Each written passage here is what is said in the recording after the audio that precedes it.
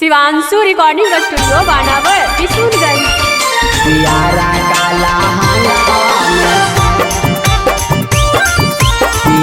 Music by Manikant सुबह।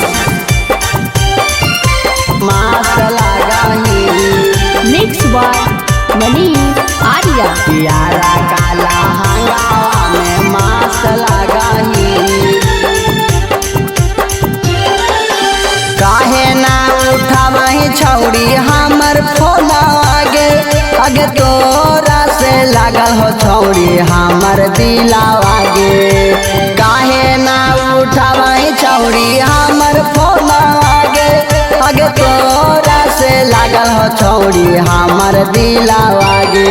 जब बैठा ही कुटिया पर जब दास लागही, जब बैठा ही कुटिया पर जबरदस्त लगाही।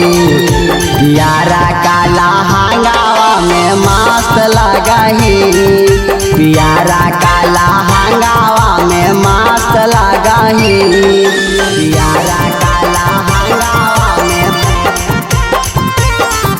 पियारा काला हंगावा में मस्त लगाही। पियारा काला हंगावा में मस्त लगाही। म्यूजिक बाय मणिकांत सुबह। पियारा काला हंगावा में मस्त लगाही।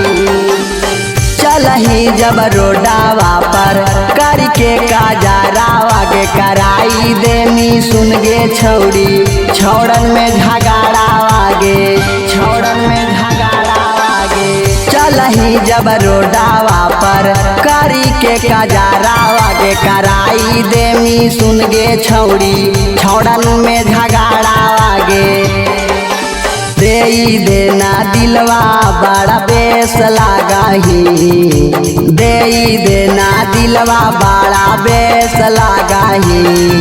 पियारा काला हंगावा में मस्त लगाही, पियारा काला हंगावा में मस्त लगाही। पियारा काला हंगावा में, पियारा काला हंगावा में मस्त लगाही। पियारा काला हंगावा में मस्त लगाही। म्यूजिक बाय मणिकांत सुबह। पियारा काला हंगावा में मस्त लगाही। सुंदर सूरतिया छौड़ी कर देख पागल गे, अग जाबा से देख लियो छौड़ी रहियो हम जागल गे, रहियो हम जागल गे। सुंदर सूरतिया छौड़ी कर देख पागल गे, अग जाबा से देख लियो छौड़ी रहियो हम जागल गे। कहा हो लालन प्रेमी बड़ा बेस्ट लगाही, कहा हो लालन प्रेमी बड़ा बेस्ट लगाही। पियारा काला हंगावा में मस्त लगाही, पियारा काला हंगावा में मस्त लगाही। शिवांशु रिकॉर्डिंग स्टूडियो बानावर किशनगंज।